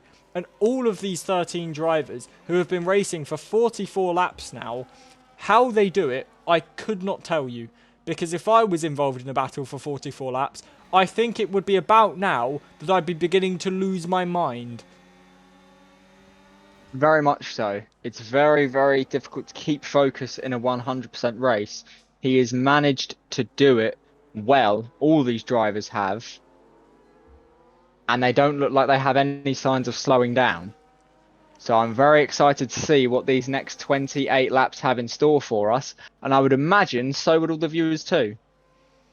Exactly, and like you say earlier, Lewis, it is a great advertisement for the league. I mean, racing like this, and it's been so close between all of them, and there's been battles, there's been overtakes. Yes, there's been a little bit of contact, but there's not been anything incredibly major where you think, oh, that was really bad. Like, it's just incredible to watch as we see now Mikey come into the pits for a change of front wing. And I don't recall when he picked up damage, so I don't know if that's just been a mistake by himself while he has been floating around in second place. But that's going to have big implications on the race as we've only got, under 30 laps to go of this Grand Prix now. Rulder continues to lead. 32 laps on a set of soft compound tyres. I was talking about how Harry was doing well. As we see there, that's Fake Scouser going off the track and through the gravel, and that's going to allow Darrell through and up into 4th place, and Josh is right on the back of this. But like I was saying, I was saying Harry was doing a good job for doing 32 laps on hard compound tyres and gaining on a car that's done 23 laps on hard tyres. Ruler's done 32 laps on soft compound tyres, and I would absolutely love to know what he's been doing. And as I say that, he finally comes into the pit lane. And you could see there just how in bad shape those tyres were as he raced into the pits, locking both the front wheels, and you could see they were wrecked. I would love to have known what the percentage they would have been on. Sadly, we are not privy to that information, but you would imagine they must have been at around the 70-80 mark. Well, most certainly. And it's just a testament to how incredible Rulda is. I mean, to drive that quick while saving your tyres as well. I mean, if I was driving at that pace for 33 laps, I think all 4 tyres would have blown up and I would have been saying hello to the beach. Because there is absolutely no way that I'd be able to take care of my tyres while pushing like that for 30 odd laps. Absolutely impeccable. He now finds himself in 8th position on hard tyres, which will absolutely, no doubt, go to the end of this Grand Prix. And now we get to witness the comeback all over again. You would imagine everyone in front of him will come into the pit lane again. But it's just incredible to watch a driver like Rulda. You know, as much as once he gets into the lead and pulls out a gap, we aren't spectating him 24/7, as I am going to interrupt myself here because Harry has got a very good run on the Ferrari of Jamaican Jam. And to the outside he goes. He even puts wheels onto the grass in his pursuit of him. And I think that is going to be what costs him as he looks for the grip round the outside. Jamaican Jam with good placement of the car. And Harry just has to stick behind. But like I was saying about Rulda, as much as we aren't spectating him every lap because he is out in front doing his own thing, it is just a joy to watch a driver of his caliber drive a Formula 1 car. It's just like watching an art show or Les Miserables in the West End. You just can't take your eyes off it because it's beautiful. It's like high-speed ballet. You just cannot take your eyes off of Rulda's driving. It is inch perfect every single corner, every single lap. And that is the reason that he gets so far ahead that we don't talk about him. Because he is that quick. Exactly. He just seems under no pressure whatsoever. And that shows you what turns a good driver into a great driver is how do you react when you are under pressure and when you aren't. And it's very easy when you're in the lead of the race, as they are going for it again. There's a lot of contact. They both managed to stay pointing in the right direction. Harry unable to take the lead of the race. Obviously, only the net lead. Mikey, fastest lap. So he is still quite a way off of Rulda. Race isn't over yet, of course. He is on the softer compound. But even though he would get no points for fastest lap, if he can finish second and take fastest lap off of Rulda, I quite think he'd like it if he could beat him to that. Most certainly. And I must say, big testament to all these drivers as well. Only 3 drivers with time penalties. We just saw Matt Tudor come into the pit lane. He got a penalty for speeding in the pit lane. But for actual extended track limit time penalties, only 3 drivers. And that just shows how consistent these guys are, battling for 49 laps. And only 3 drivers have picked up penalties. It is absolutely brilliant to watch. And here comes Harry again now, towards the outside of turn 1. Third time could be the charm for the VCARB driver. Better grip on the outside line. They are still wheel to wheel. And there is massive contact. And Jamaican Jam goes round into the gravel. Harry takes the lead of the race. And I must say that did look a bit like ambition ahead of adhesion for the Ferrari driver. I've been taking note of that corner when drivers go wheel to wheel the entire race. And my logic is whoever's got their nose in front will always come out ahead of that corner. And at that moment, Harry did have his nose ahead. Jamaican Jam much later on the brakes. You don't smash on the brake pedal there. You just ease it on a bit. And he was very late to do that. Straight into the side of Harry. Obviously, we would like to see the onboards. Unfortunately, we're not privy to any replays here in the commentary booth. But that was a little bit over the limit there from Jamaican Jam, and he is going to suffer because of it. But now, the position we find ourselves in is a VCARB 1-2. But no team orders going down at VCARB, as Darrell now looks to take the lead from his teammate. Harry not fighting that one. And for leading after only a lap, Darrell now takes the lead from his teammate. Still a VCARB 1-2, but all change at the front. Darrell takes the lead. Fantastic move for him. He will be very happy with that. He has been on pace with Harry largely in this race. Been a very, very under the radar but strong performance from him. And VCarb have got themselves a very, very strong lineup here, don't they? Of both talent and experience and potential. Exactly that. I mean, you look in the Constructors' Championship, you know, Rulder, arguably the quickest driver, doesn't have a teammate at this race. McLaren were running very well. Now 8th and 9th. Mikey boy, you'd expect to gain up a little bit more, but Mr. Jabe still has pit stops to make, and his 9th position, he will drop further back. VCarb, yes, they've both got to make pit stops, but they're currently running 1 and 2, and they have practically been at the exact same pace as each other for the entire race. And here comes Harry again then. He's not going to like being ordered around by his teammate. Taking the lead into turn 1, Harry regains it once more. So lap after lap, it is the two V-Carbs. They're not fighting each other. They're just battling themselves to get on with it and scare off any threat from Fake Scouser and Josh. Dan Lovett still in that fight. Rulder has now rocked up to the back of this. I Have No Grip has managed to get past Mr. Jabe. But what I find quite interesting now is this sort of DRS train battle between the likes of Harry, Daryl, Scouser, Josh, Dan Lovett has been going on for so many laps now. Rulder's now on the back of it. Will he be able to scythe his way through, or will he struggle a bit? You would expect that, given the current rate he is going at, that it shouldn't be too much of a problem for him.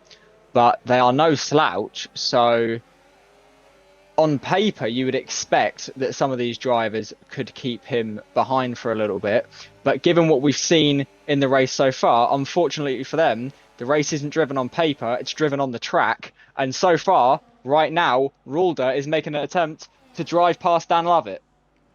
Very, very close, and Dan Lovett is going to fight this one, and it is a stark defence of that 5th place, but unfortunately for him, there wasn't enough grip. 39 laps on those hard compound tyres, and it was not working for the Ferrari, and Rulder moves himself up into 5th place. I Have No Grip takes the fastest lap, a 1:11.6 for the Red Bull driver, and he moves himself up, but Rulder not looking to wait around. He's looking to get himself back into the lead, and he is really starting to reel in these drivers now as we get towards the latter stages of this Grand Prix. 20 laps to go, and while VCarb sit pretty 1 and 2, Rulder will look to spoil that party. His next victim is Josh, and towards the chicane we go. He's going to look to the inside, has a little sniff, thinks better of it. He'll try down the main straight. No rush for him. He knows these tyres will go to the end. He doesn't want to take any risks and pick up some unnecessary damage or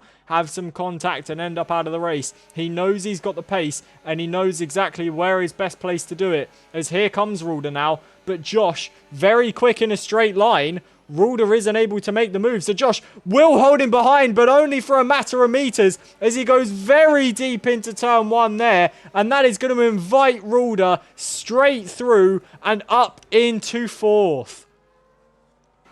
Very, very good move. He picked the right moment, and he has managed to somewhat force a mistake and get himself a place higher. And you would very much expect that this isn't going to be too long before we see what we have seen for most of this race, and that would be Rulder in the lead.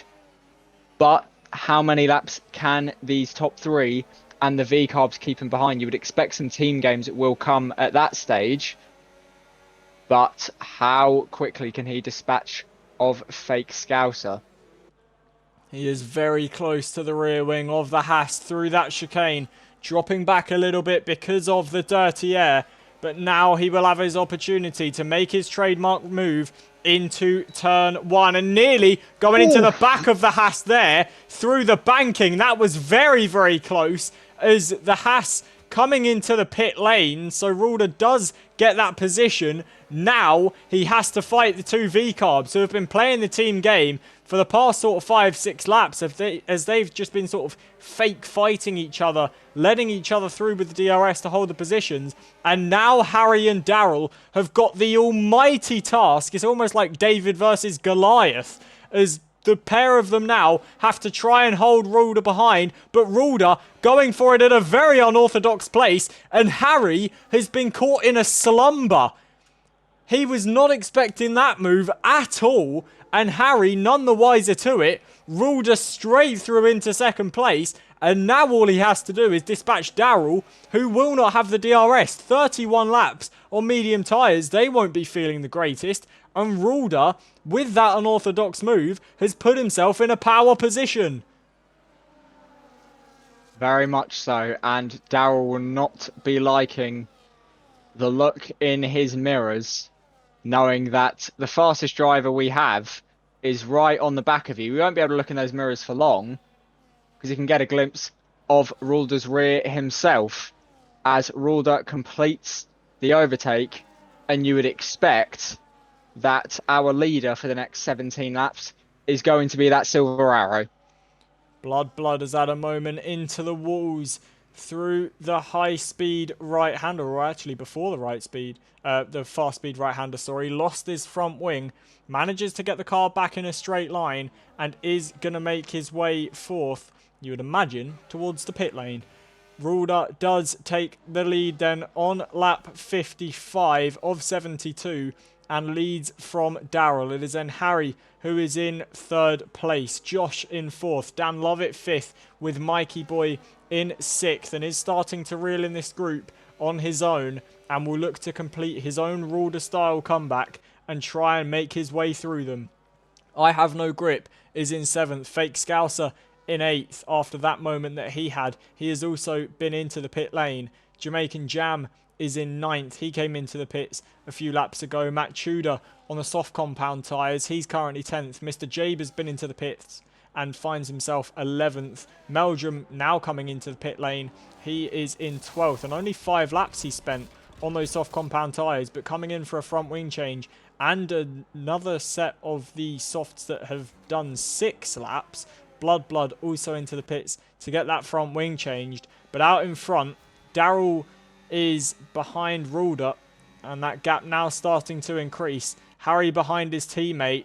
You then find Josh. Dan Lovett maybe having a bit of a moment through turn 1 as Mikey's right on the back of him, and he's fallen back from the rest of them. It isn't the ideal scenario for him. We go back to Rulder, or I have anyway, and that gap, he's managed to pull it out a little bit further. He is out of the DRS. Daryl doing well to stick with him, and could we potentially see a V-Carb inter-team battle here? It very much looks so. DRS for Harry, and here we go then.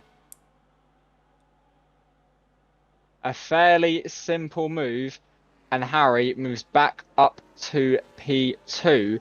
Now the question I have here, looking at the amount of laps they have done on these tyres and given only a handful left, could Harry especially, and Josh and Dan Lovett, given they're all on 44 lap tyres, could they run those to the end?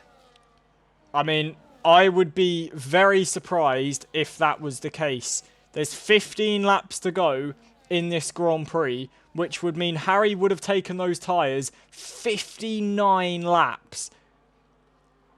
I don't see how that's possible, to be completely honest with you. I would imagine Harry will try and come into the pits maybe at the end of this lap, definitely within the next sort of 5 laps, so he has that time to be able to gain on the soft compound tyres. Because I don't see, A, how he's going to hold Mikey behind on those tyres. And then, you know, you've got people like Daryl behind. You've then got I Have No Grip, who's also going to rock up to the back of this battle. It would be a tall order if he were able to do it. But if he would, it would be a generational drive. Absolutely. I think you'd have to give a lot of credit to each of those three to have been on the tyres for that long if they could pull it off. But I'm in agreement with you. I think surely at some point you have to pit. But the problem is that when would you? Because everyone is fairly bunched up. Mikey gets past Josh up to fourth place. But if you were to pit now, how much time do you have to try and make up that lost time? Exactly that, and that's the thing, you know, the drivers in the sort of top 6, top 7, they are no slouches, so you will have to get a move on with it. And does Harry believe that he will have the pace to not only rock back up to them, but then overtake them? And it is difficult, especially with everyone being in a DRS train. Maybe Harry does take the risk and try and stay out. Mikey boy is right on the back of his teammate here and is very, very close to the rear wing. He is draining the battery, and Darrell comes into the pits then, and I think surely that's going to shape Harry's strategy, because seeing his teammate come into the pits with 14 laps to go in this Grand Prix, if I'm in Harry's position, I'm boxing this lap. I think I would be too, because you are under all sorts of pressure. Oh, that's a very, very ambitious place to try and make an overtake. That would have been a huge error if he had gone through with that.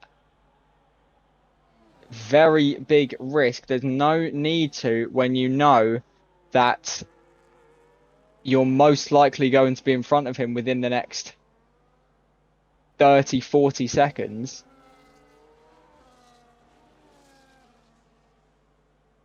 He stays behind, but you would expect that down this main straight, he will get that second place back. And could he potentially chase after Rulder?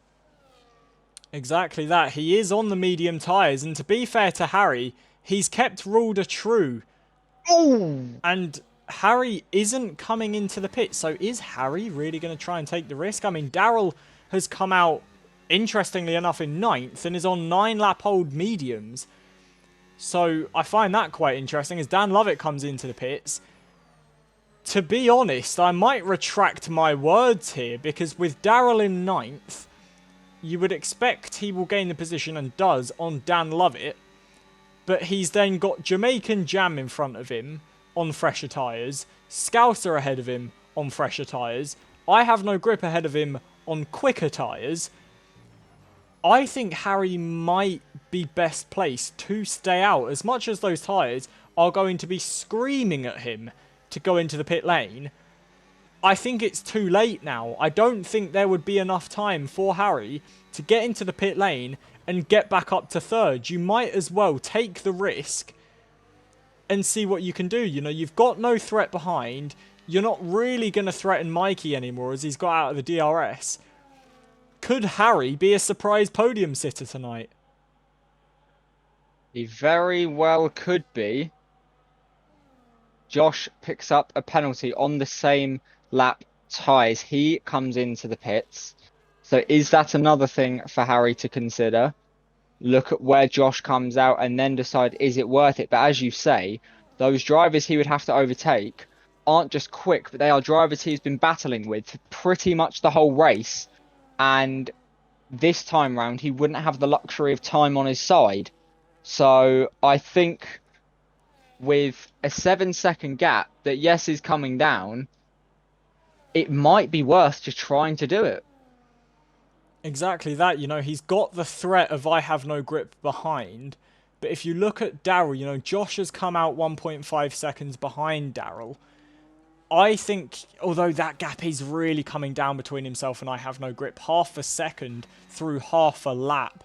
And those tyres aren't old for I Have No Grip. I don't see those wearing off towards the end of this race. We've got a yellow flag. That was the Aston Martin of Josh going off, crucially for Harry. So that will help him. It's so difficult here because after racing for 62 laps, you've now got to consider what do you do for your strategy. That is not easy by any means. The gap now 5.9 seconds between himself and I Have No Grip. I think he has just got to risk it, Harry. Because if he comes out now, he's not going to have the time to get past people like Josh, Dan Lovett, Daryl, Jamaican Jam, Scouser, I have no grip, to get himself back up to third. He's not got the laps anymore. If he wanted to pit, he should have pitted 10 laps ago.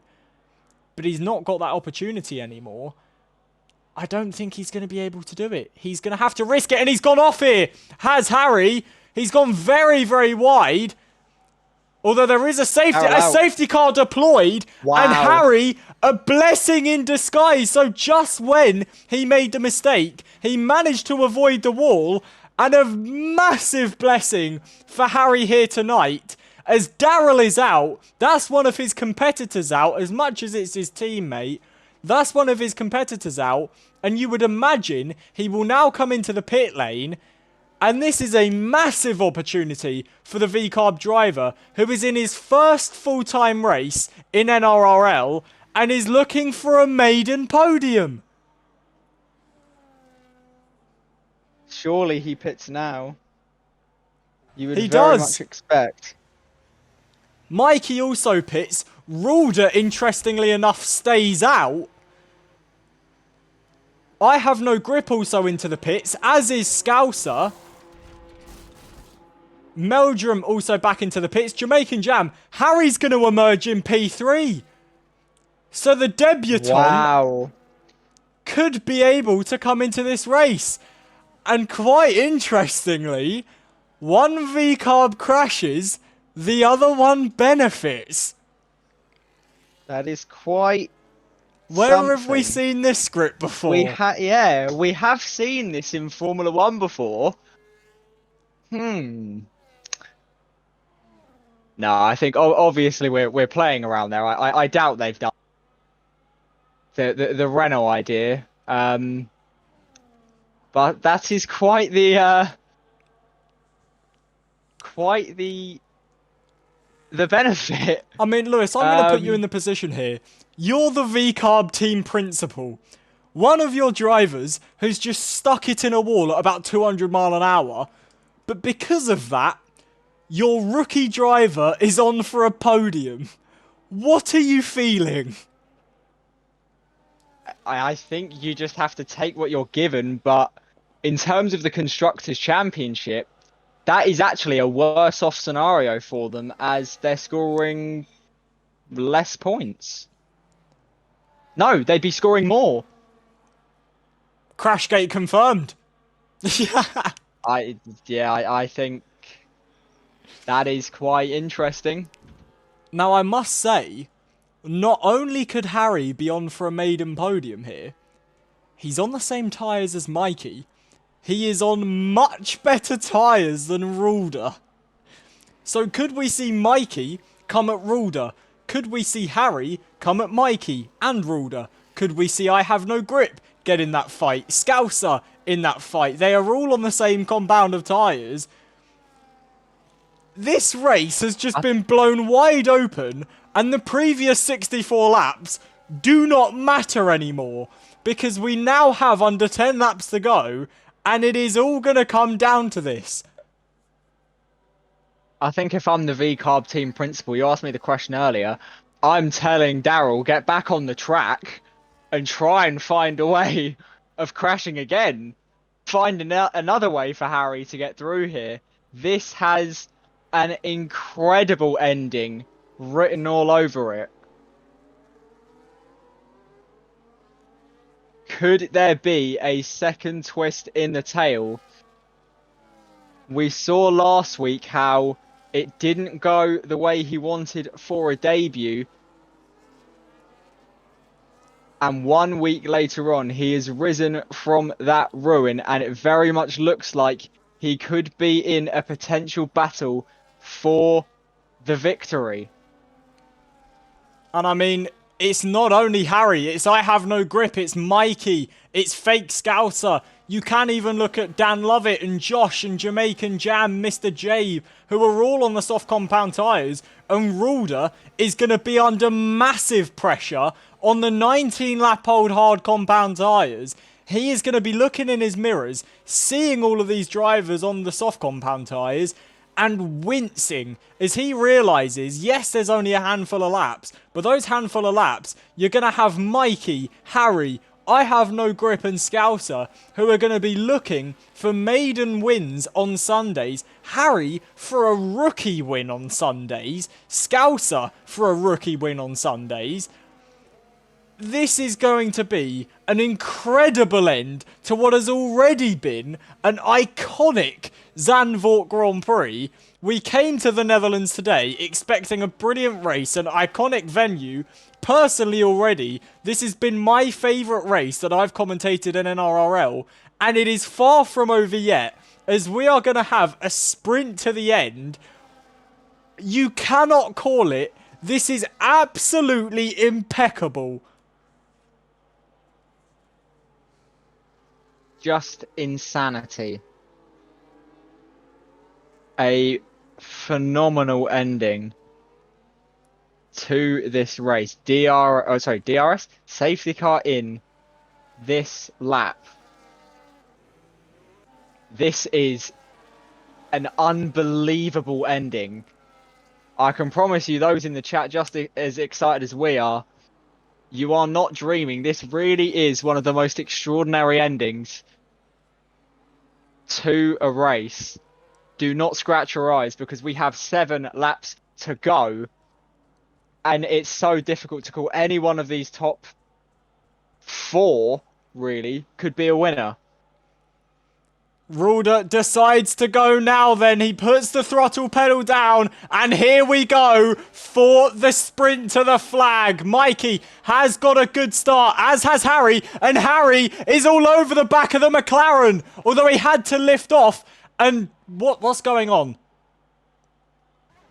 Are you seeing this, Lewis? Harry's slowing down. Throttle's cut out. What's happening?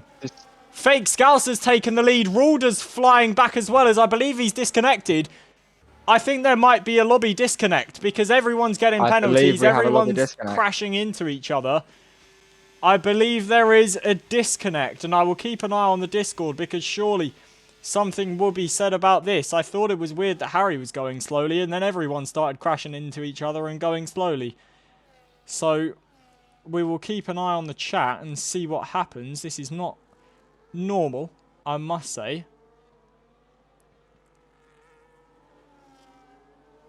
Yeah. I mean, whilst just checking the Discord, I'll talk over. I guess we've all seen a few safety car issues in the time, but normally the glitches only really affect the leader. So this seemed to affect P3.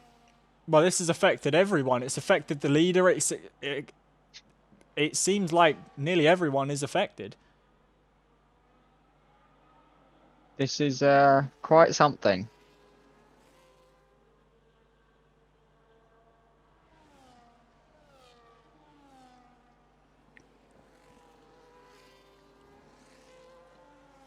It's difficult to... we don't really know what to say to that, do you? Because that has taken this thing out of... Well, it has a little bit. We still do have a battle here for the win, as these penalties in the top 4 are all equal. But this is a very confusing ending to what has been a very, very good race. I've just been in the Discord. It's not everyone that's affected. It's Rulder and Harry, I believe. I think Meldrum may have also been involved, as has Blood potentially. But because it's not affected everyone, I don't believe this will restart.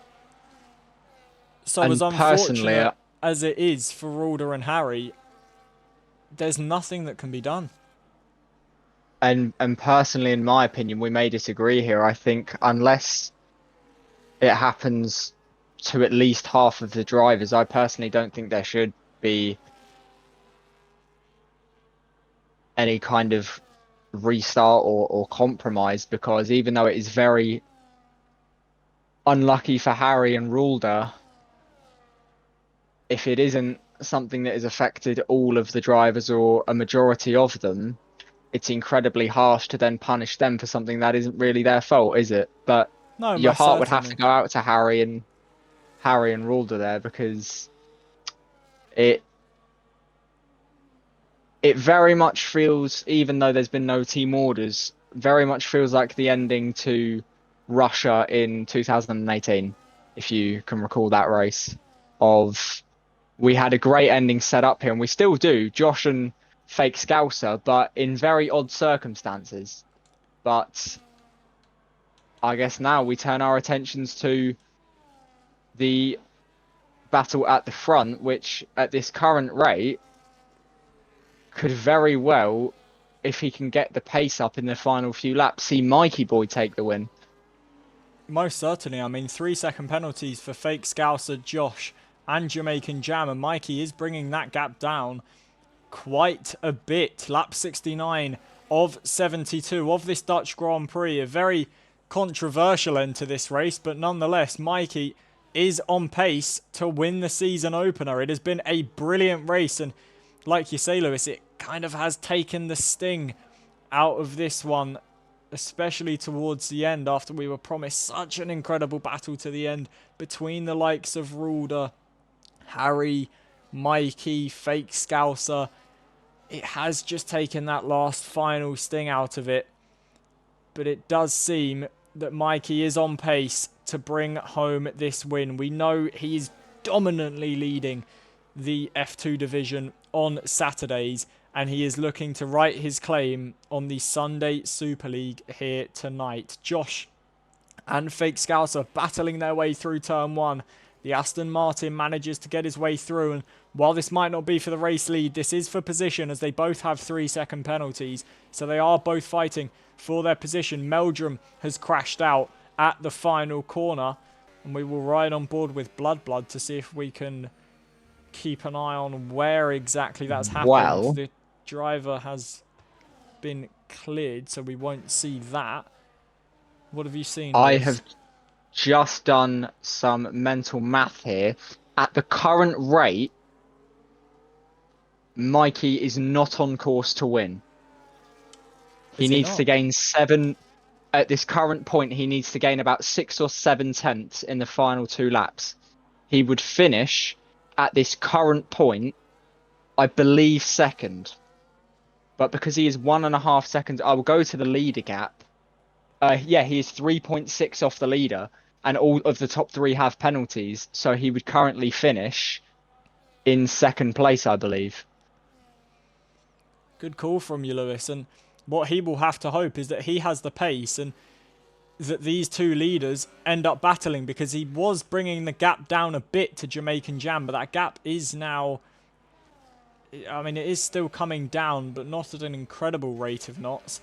And he is going to be in that dirty air, and Fake Scouser and Josh are going to be pulling each other away with the DRS.